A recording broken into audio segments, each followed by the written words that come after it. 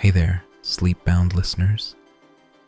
Tonight, we journey into a heart-wrenching chapter from the Neverending Story. We're diving into Chapter 3, a chapter that left a lasting mark on many who experienced the story in the 80s and 90s. Grab your tissues, because it's a sad one. I won't spoil it here, but let's just say it involves a swamp and a very brave horse. So, snuggle up, get comfy, and let's get started. Chiron, the old black centaur, sank back on his bed of furs as Artax's hoofbeats were dying away. After so much exertion, he was at the end of his strength. The women who found him next day in Atreyu's tent feared for his life, and when the hunters came home a few days later, he was hardly any better. But he managed nevertheless to tell them why Atreyu had ridden away and would not be back soon. As they were all fond of the boy, their concern for him made them grave. Still, they were proud that the Childlike Empress had chosen him for the great quest, though none claimed to understand her choice. Old Chiron never went back to the ivory tower, but he didn't die, and he didn't stay with the greenskins in the grassy ocean. His destiny was to lead him over very different and unexpected pathways. But that is another story, and shall be told another time. That same night, Atreyu rode to the foot of the Silver Mountains. It was almost morning when he finally stopped to rest. Artax grazed a while and drank water from a small mountain stream. Atreyu wrapped himself in his red cloak and slept a few hours. But when the sun rose, they were already on their way. On the first day, they crossed the Silver Mountains, where every road and trail was known to them, and they made quick progress. When he felt hungry, the boy ate a chunk of dried buffalo meat and 2 little grass seed cakes that he had been carrying in his saddlebag. Originally, they had been intended for his hunt. Exactly, said Bastian. A man has to eat now and then. He took his sandwich out of his satchel, unwrapped it, broke it carefully in 2 pieces, wrapped one of them up again, and put it away. Then he ate the other. Recess was over. Bastian wondered what his class would be doing next. Oh yes, geography, with Mrs. Flint. You had to reel off rivers and their tributaries, cities, population figures, natural resources, and industries. Bastian shrugged his shoulders and went on reading. By sunset, the Silver Mountains lay behind them, and again they stopped to rest. That night, Atreyu dreamed of purple buffaloes. He saw them in the distance, roaming over the grassy ocean, and he tried to get near them on his horse. In vain. He galloped, he spurred his horse, but they were always the same distance away. The second day they passed through the singing tree country. Each tree had a different shape, different leaves, different bark, but all of them in growing, and this was what gave the country its name, made soft music that sounded from far and near and joined in a mighty harmony that hadn't its like for beauty in all Fantastica. Riding through this country wasn't entirely devoid of danger, for many a traveler had stopped still as though spellbound and forgotten everything else. Atreyu felt the power of these marvelous sounds, but didn't let himself be tempted to stop. The following night, he dreamed again of purple buffaloes. This time he was on foot, and a great herd of them was passing, but they were beyond the range of his bow, and when he tried to come closer, his feet clung to the ground, and he couldn't move them. His frantic efforts to tear them loose woke him up. He started out at once. though the sun had not yet risen. The third day he saw the glass tower of Erebo, where the inhabitants of the region caught and stored starlight. Out of the starlight they made wonderfully decorative objects, the purpose of which, however, was known to no one in all Fantastica but their makers. He met some of these folk. Little creatures they were, who seemed to have been blown from glass. They were extremely friendly and provided him with food and drink, but when he asked them who might know something about the childlike Empress's illness, they sank into a gloomy, perplexed silence. The next night, Atreyu dreamed again that the herd of purple buffaloes was passing. One of the beasts, a particularly large, imposing bull, broke away from his fellows and slowly, with no sign of either fear or anger, approached Atreyu. Like all true hunters, Atreyu knew every creature's vulnerable spot, where an arrow wound would be fatal. The purple buffalo put himself in such a position as to offer a perfect target. Atreyu fitted an arrow to his bow and pulled with all his might, but he couldn't shoot. His fingers seemed to have grown into the bowstring, and he couldn't release it. Each of the following nights, he dreamed something of the sort.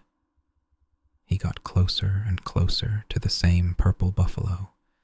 He recognized him by a white spot on his forehead, but for some reason, he was never able to shoot the deadly arrow. During the days, he rode farther and farther, without knowing where he was going or finding anyone to advise him. The golden amulet he wore was respected by all who met him, but none had an answer to his question. One day he saw from afar the flaming streets of Salamander, the city whose inhabitants' bodies are of fire, but he preferred to keep away from it. He crossed the broad plateau of the Sassafranians, who are born old and die when they become babies. He came to the jungle temple of Muamath, where a great moonstone pillar hovers in midair, and he spoke to the monks who lived there.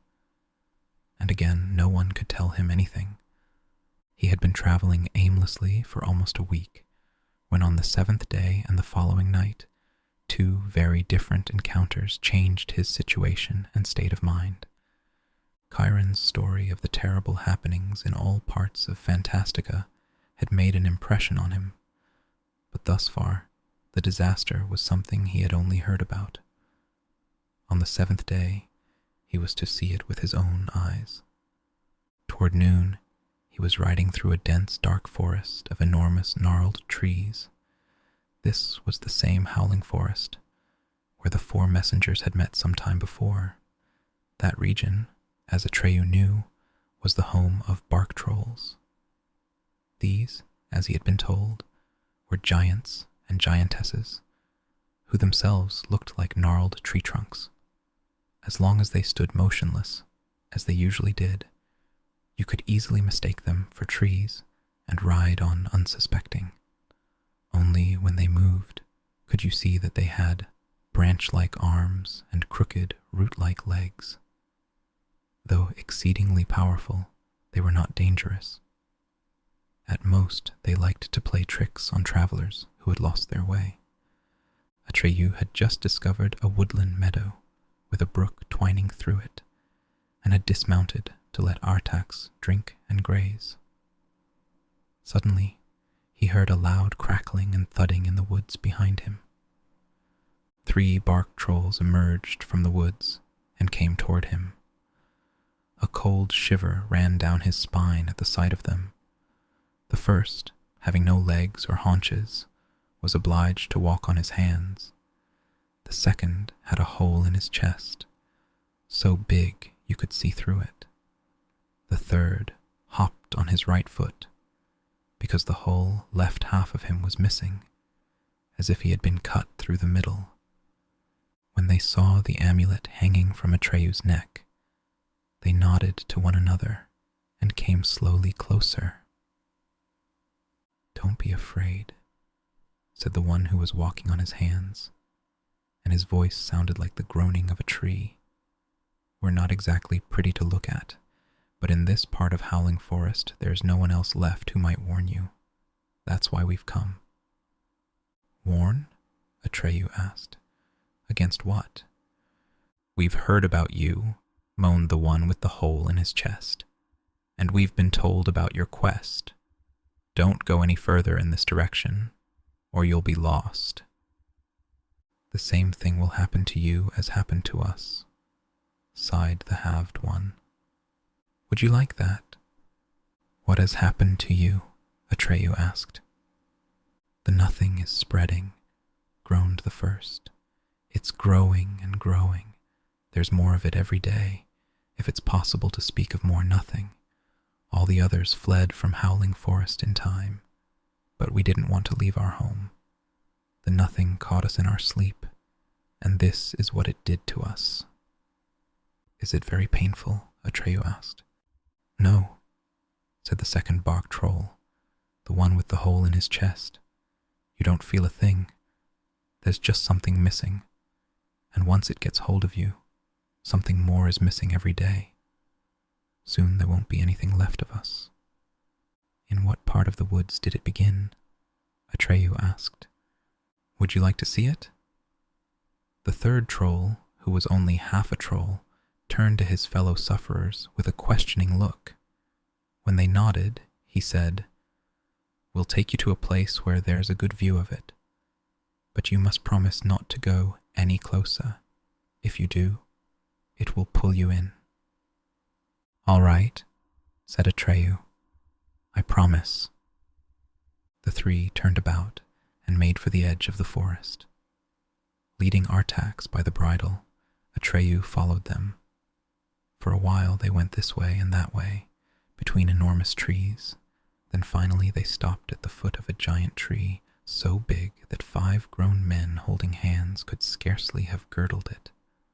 "Climb as high as you can," said the legless troll, "and look in the direction of the sunrise.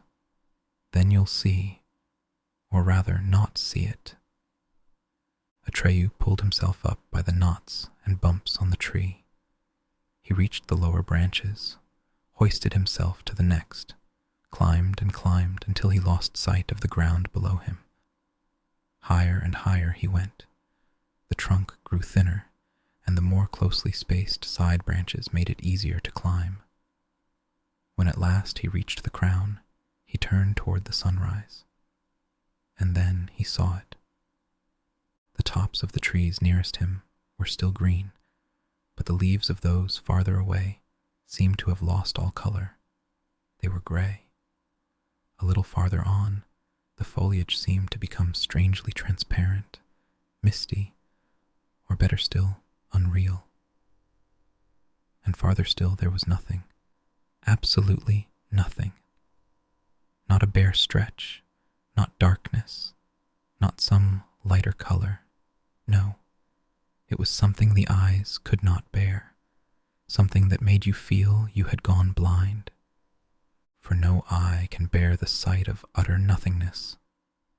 Atreyu held his hand before his face and nearly fell off his branch. He clung tight for a moment, then climbed down as fast as he could. He had seen enough. At last he really understood the horror that was spreading through Fantastica. When he reached the foot of the great tree, the 3 bark trolls had vanished. Atreyu swung himself into the saddle and galloped as fast as Artax would carry him in the direction that would take him away from this slowly but irresistibly spreading nothing. By nightfall he had left Howling Forest far behind him. Only then did he stop to rest. That night, a second encounter, which was to give his great quest a new direction, awaited him. He dreamed, much more distinctly than before, of the purple buffalo he had wanted to kill. This time Atreyu was without his bow and arrow. He felt very, very small, and the buffalo's face filled the whole sky. And the face spoke to him. He couldn't understand every word, but this is the gist of what it said. If you had killed me, you would be a hunter now, but because you let me live, I can help you, Atreyu. Listen to me. There is, in Fantastica, a being older than all other beings. In the north, far, far from here, lie the swamps of sadness. In the middle of those swamps, there is a mountain. Tortoise Shell Mountain it's called. There lives Morla, the Aged One. Go and see Morla, the Aged One. Then Atreyu woke up. The clock in the belfry struck 12.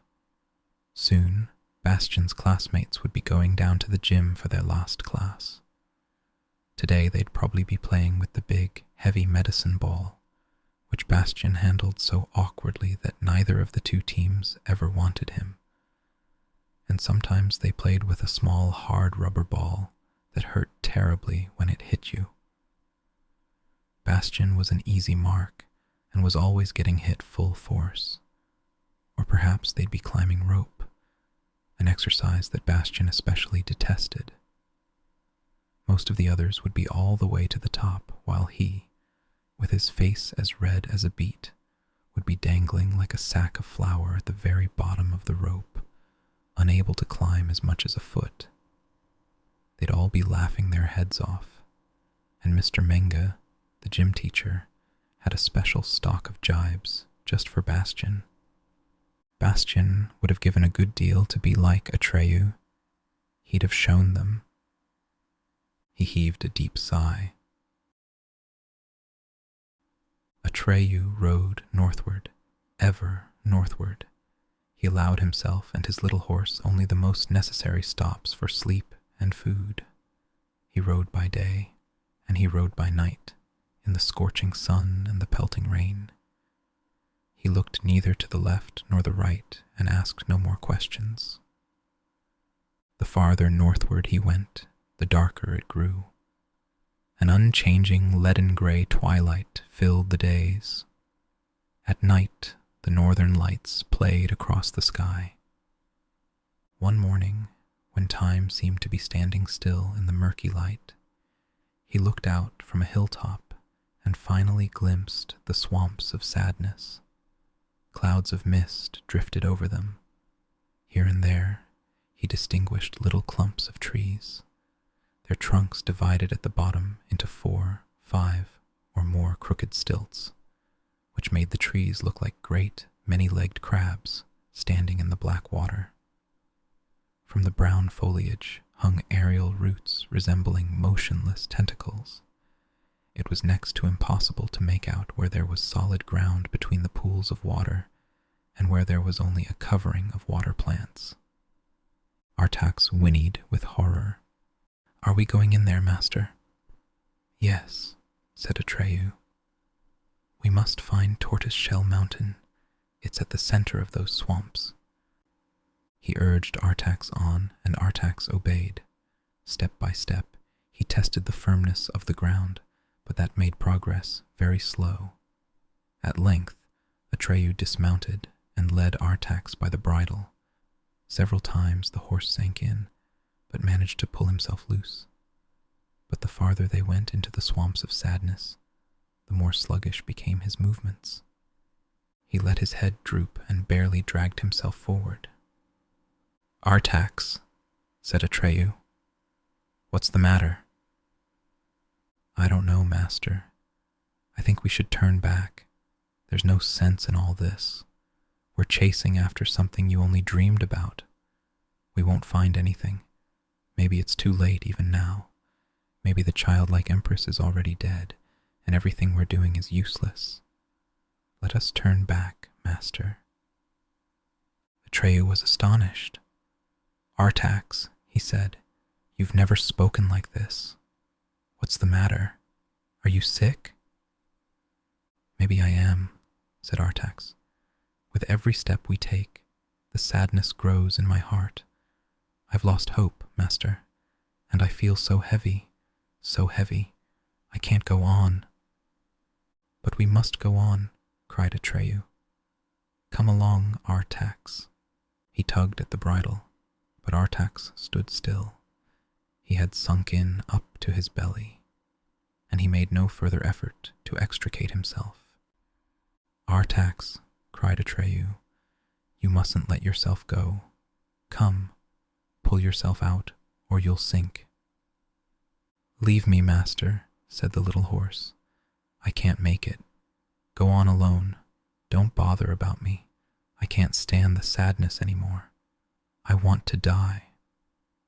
Desperately, Atreyu pulled at the bridle, but the horse sank deeper and deeper. When only his head emerged from the black water, Atreyu took it in his arms. I'll hold you, Artax, he whispered.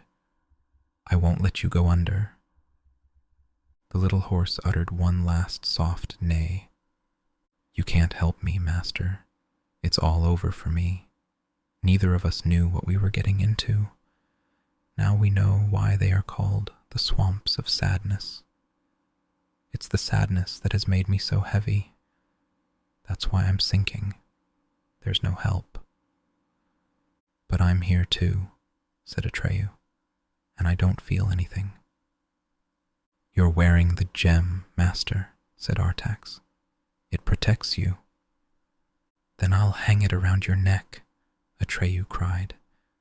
Maybe it will protect you too. He started taking the chain off his neck. No, the little horse whinnied.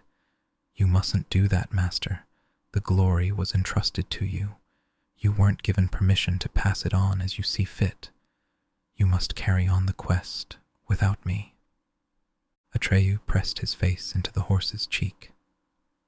Artax, he whispered. Oh, my Artax. Will you grant my last wish?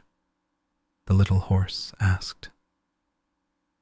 Atreyu nodded in silence. Then I beg you to go away. I don't want you to see my end. Will you do me that favor? Slowly, Atreyu arose. Half the horse's head was already in the black water. Farewell, Atreyu, my master, he said, and thank you. Atreyu pressed his lips together. He couldn't speak. Once again, he nodded to Artax, then he turned away. Bastian was sobbing. He couldn't help it. His eyes filled with tears, and he couldn't go on reading. He had to take out his handkerchief and blow his nose before he could go on. Atreyu waited and waited. For how long he didn't know. The mist grew thicker, and he felt as if he were blind and deaf. It seemed to him that he had been wandering around in circles for hours. He stopped worrying about where to set his foot down, and yet he never sank in above his knees. By some mysterious means, the Childlike Empress's amulet led him the right way. Then suddenly, he saw a high, steep mountain ahead of him. Pulling himself up from crag to crag, he climbed to the rounded top. At first, he didn't notice what this mountain was made of, but from the top, he overlooked the whole mountain, and then he saw that it consisted of great slabs of tortoise shell, with moss growing in the crevices between them. He had found Tortoise Shell Mountain, but the discovery gave him no pleasure. Now that his faithful little horse was gone, it left him almost indifferent. Still, he would have to find out who this Morla the Aged One was, and where she actually lived. While he was mulling it over, he felt a slight tremor shaking the mountain. Then he heard a hideous wheezing and lip-smacking, and a voice that seemed to issue from the innermost bowels of the earth. Sakes alive, old woman, somebody's crawling around on us. In hurrying to the end of the ridge, where the sounds had come from, Atreyu had slipped on a bed of moss. Since there was nothing for him to hold on to, he slid faster and faster, and finally fell off the mountain. Luckily, he landed on a tree, which caught him in its branches. Looking back at the mountain, he saw an enormous cave. Water was splashing and gushing inside, and something was moving. Slowly, the something came out. It looked like a boulder as big as a house. When it came into full sight, Atreyu saw that it was a head attached to a long, wrinkled neck, the head of a turtle. Its eyes were black and as big as ponds. The mouth was dripping with muck and water weeds. This whole tortoise-shell mountain, it suddenly dawned on Atreyu, was one enormous beast, a giant swamp turtle. Morla, the aged one. The wheezing, gurgling voice spoke again. "What are you doing here, son?" Atreyu reached for the amulet on his chest and held it in such a way that the great eyes couldn't help seeing it. "Do you recognize this, Morla?" She took a while to answer. "Sakes alive. Orin. We haven't seen that in a long time, have we, old woman? The emblem of the Childlike Empress. Not in a long time." "The Childlike Empress is sick," said Atreyu. "Did you know that?" "It's all the same to us. Isn't it, old woman?" Morla replied. She seemed to be talking to herself, perhaps because she had had no one else to talk to for heaven knows how long. "If we don't save her, she'll die," Atreyu cried out. "The nothing is spreading everywhere. I've seen it myself." Morla stared at him out of her great empty eyes. "We don't mind, do we, old woman? But then we shall all die," Atreyu screamed. "Every last one of us." "Sakes alive," said Morla. "But what do we care? Nothing matters to us anymore. It's all the same to us." "But you'll be destroyed too, Morla," cried Atreyu angrily. "Or do you expect, because you're so old, to outlive Fantastica?" "Sakes alive," Morla gurgled. "We're old, son, much too old. Lived long enough, seen too much. When you know as much as we do, nothing matters. Things just repeat. Day and night, summer and winter. The world is empty and aimless. Everything circles around. Whatever starts up must pass away. Whatever is born must die. It all cancels out, good and bad, beautiful and ugly. Everything's empty. Nothing is real. Nothing matters." Atreyu didn't know what to answer. The aged one's dark, empty, pond-sized eyes paralyzed his thoughts. After a while, he heard her speak again. "You're young, son. If you were as old as we are, you'd know there's nothing but sadness. Why shouldn't we die, you and I, the Childlike Empress, the whole lot of us? Anyway, it's all flim-flam, meaningless games. Nothing matters. Leave us in peace, son. Go away." Atreyu tensed his will to fight off the paralysis that flowed from her eyes. "If you know so much," he said, "you must know what the Childlike Empress's illness is, and whether there's a cure for it." We do, don't we, old woman?" Morla wheezed. "But it's all the same to us whether she's saved or not, so why should we tell you?" "If it's really all the same to you," Atreyu argued, "you might just as well tell me." We could, couldn't we, old woman?" Morla grunted. "But we don't feel like it." "Then it's not all the same to you. Then you yourself don't believe what you're saying." After a long silence, he heard a deep gurgling and belching. That must have been some kind of laughter, if Morla, the aged one, was still capable of laughing. "In any case," she said, "you're a sly one, son. Really sly. We haven't had so much fun in a long time. Have we, old woman? Sakes alive, it's true. We might just as well tell you. Makes no difference. Should we tell him, old woman?" A long silence followed. Atreyu waited anxiously for Morla's answer, taking care not to interrupt the slow, cheerless flow of her thoughts. At last she spoke. "Your life is short, son. Ours is long, much too long. But we both live in time. You a short time, we a long time. The childlike Empress has always been there, but she's not old. She has always been young. She still is. Her life isn't measured by time, but by names. She needs a new name. She keeps needing new names. Do you know her name, son?" "No," Atreyu admitted. "I never heard it." "You couldn't have," said Morla. "Not even we can remember it. Yet she has had many names, but they're all forgotten, over and done with. But without a name she can't live. All the childlike Empress needs is a new name. Then she'll get well. But it makes no difference whether she gets well or not." She closed her pond-sized eyes and began slowly to pull in her head. "Wait," cried Atreyu. "Where can she get a name? Who can give her one? Where can I find the name?" "None of us," Morla gurgled. "No inhabitant of Fantastica can give her a new name. So it's hopeless. Sakes alive. It doesn't matter. Nothing matters."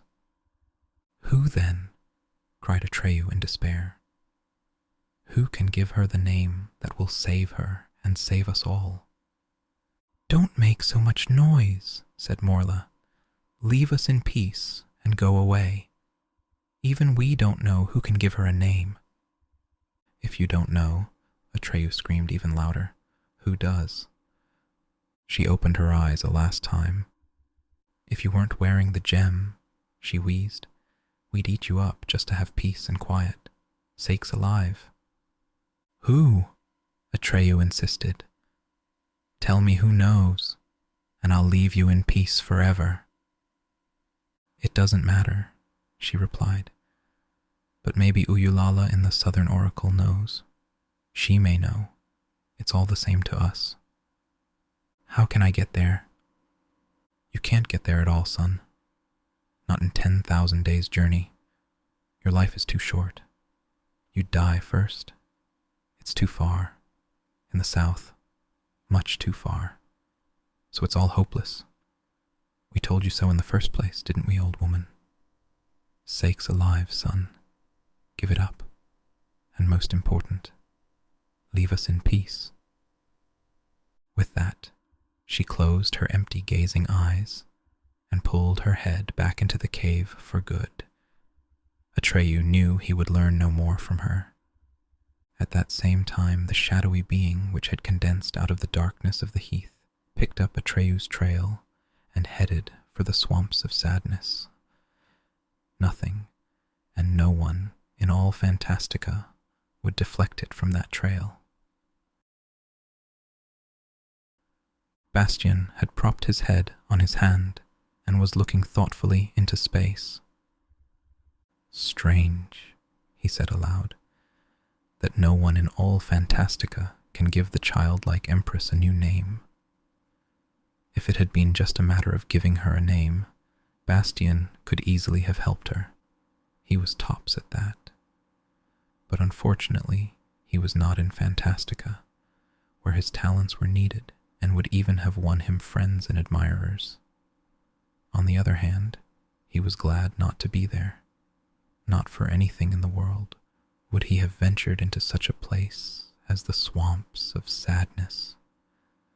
And then this spooky creature of darkness that was chasing Atreyu without his knowing it. Bastian would have liked to warn him, but that was impossible. All he could do was hope and go on reading.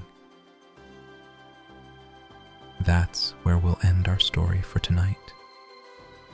Thank you for letting me join you on your way to sleep. If you liked our time together, there are many more stories in previous episodes to help you drift off.